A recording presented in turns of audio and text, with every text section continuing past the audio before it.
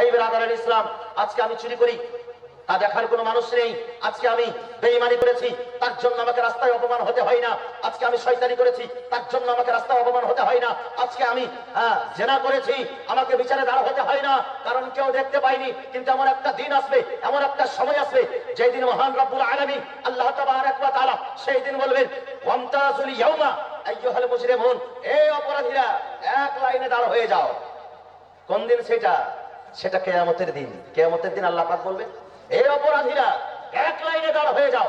ওয়ামতাজুল ইয়াউমা আইয়ুহাল মুজরিমুন, এই অপরাধীরা এক সাইডে দাঁড় হয়ে যাও, এক লাইনে দাঁড় হয়ে যাও। আল্লাহ আল্লাহ, বিরাদারের ইসলাম, অপরাধীদেরকে সেই দিন দাঁড় করে দেওয়া হবে।